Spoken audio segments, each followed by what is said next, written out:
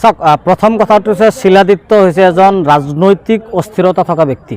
মানে তাক ৰাজনৈতিক মানসিক বিকাৰগ্ৰস্ত ব্যক্তি বুলি ক'ব লাগিব মানে তেওঁলোক ক্ষমতা হেৰুৱাইছে বিধায়ক নহয় তাৰ কাৰণে বিতৰ্কত থাকিব লাগে আৰু বিতৰ্কত থকাৰ কাৰণে এই ধৰণৰ মানে অপ্ৰাসংগিক মানে বিভ্ৰান্তিমূলক বিতৰ্ক লগাব বিচাৰি আছে আজান কোনো পধ্যে দিয়া বন্ধ নহয় আজান দিয়াটো ইছলামৰ দায়িত্বৰ কৰ্তব্য আৰু ইছলামে আজান দিয়ে থাকিব যিমান দিনলৈকে নামাজ থাকিব যিমান দিনলৈকে ইছলাম থাকিব ইমান দিনলৈকে আজান চলিয়ে থাকিব শিলাদিত্য নিচিনা দুই এজন পাগল ব্যক্তিৰ কথামতেই অসমৰ সংখ্যালঘু মুছলমানসকলৰ যি মানে ইছলাম নিষেধ কৰাৰ যি ষড়যন্ত্ৰ শিলাদিত্য নিচিনা কিছু ব্যক্তিসকলে আৰম্ভ কৰিছে এইটো কেতিয়াও কোনো পধ্যেই কৰিব নোৱাৰে আপোনালোকৰ জৰিয়তে স্পষ্টভাৱে শিলাদিত্য ডাঙৰীয়াক সকীয়াই দিব বিচাৰিছোঁ আৰু তেওঁক আহ্বান জনাব বিচাৰিছোঁ যে আপুনি এই ৰাজনৈতিক অস্থিৰতাৰ চিন্তা থকা আপুনি ব্যক্তি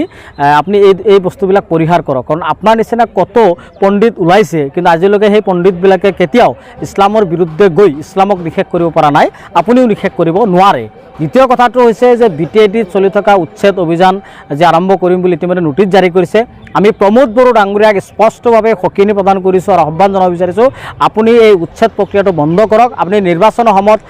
আমাক প্ৰতিশ্ৰুতি দিছিলে যে BTITত বসবাস কৰা প্ৰতিজন অনাবৰু মানুহসকলৰ সম্পত্তিৰ নিৰাপত্তাৰ দায়িত্ব আপুনি ল'ব আপুনি তেওঁলোকক সিকিউৰিটি দিব আপুনি তেওঁলোকক সমস্ত সা সুবিধা প্ৰদান কৰিব আজি তেওঁলোকক নোটিছ সাৰ্ভ কৰি আপুনি কি বুজাব বিচাৰিছে দ্যাট মিন্স নিৰ্বাচন আহি আছে নিৰ্বাচন অহাৰ সময়তে এই ধৰণৰ আৱেগ অনুভূতি সৃষ্টি কৰি আমাৰ মাজত এটা বিভাজন সৃষ্টি কৰিব বিচাৰি মানুহৰ মাজত এটা ৰাজনৈতিক অস্থিৰতা সৃষ্টি কৰিব বিচাৰি এটা আতংকময় পৰিৱেশ সৃষ্টি কৰিব বিচাৰি আপুনি এই ধৰণৰ কাম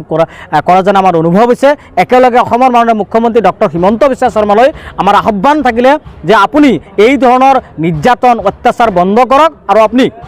ৰাজধৰ্ম পালন কৰি এই যে ৰাজ্যখনত যে অত্যাধিক মূল্য বৃদ্ধি হৈছে আজি যে চাউলৰ দাম বৃদ্ধি হৈছে আজি যে মিঠাতেলৰ দাম বৃদ্ধি হৈছে আজি যে বিভিন্ন অত্যাৱশ্যক সামগ্ৰীৰ মূল্য বৃদ্ধি হৈছে ৰোধ কৰিব লাগে পুঁজিপতিক তৈলমৰ্তন কৰা বন্ধ কৰক পুঁজিপতিৰ স্বাৰ্থত কাম কৰা বন্ধ কৰক সাধাৰণ ৰাইজ জনতাৰ স্বাৰ্থত কাম কৰক হিতাধিকাৰী সৃষ্টি কৰা বন্ধ কৰক আৰু আপুনি জনগণৰ স্বাৰ্থত ৰাইজৰ কল্যাণকামী ৰাষ্ট্ৰ হিচাপে যিখিনি দায়িত্ব পালন কৰিব লাগে সেইখিনি কৰক নহ'লে অনাগত দিনত সাধাৰণ জনতাই আপোনালোকৰ চৰকাৰ গাদী উফৰাবলৈ কুণ্ঠাবোধ নকৰিব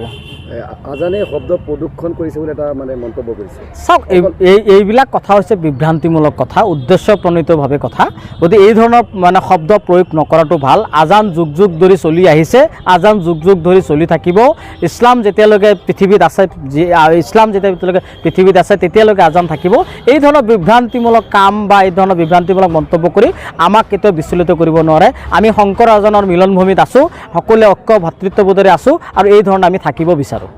বিস্ফোৰক মন্তব্য বিৰুদ্ধে কেনেকুৱা শাস্তি বিচাৰিব শিলাদিত্য চাওক এইটো আইনগতভাৱে অপৰাধ শিলাদিত্য ডাঙৰীয়া যি উচতনিমূলক যি সাম্প্ৰদায়িক বক্তব্য প্ৰদান কৰিছে নিয়মমতে DGP ডাঙৰীয়া নিজে চমুটত কেছ লৈ উচ্চতম ন্যায়ালয়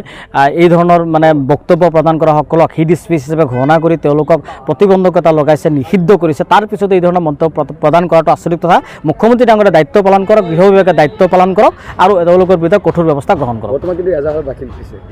এজাহাৰ দাখিল আপুনি দিব পাৰে যিকোনো মানে এজাহাৰ দাখিল কৰিব পাৰে মেইন কথা যে কণ্টেণ্টছটো কি ইনগ্ৰিডিয়েণ্টছটো কি আছে গতিকে আমি ভাবোঁ যে DGP ডাঙৰীয়া যথেষ্ট ইনগ্ৰিডিয়েণ্টছ আছে এই ইনগ্ৰিডিয়েণ্টছৰ ওপৰত ভিত্তি কৰি তেওঁলোকৰ এগেইনষ্টত চাৰ্জ ফ্ৰেম কৰিব লাগে ছেকশ্যন লগাব লাগে আৰু আইনগতভাৱে বিহিত ব্যৱস্থা গ্ৰহণ কৰিব লাগে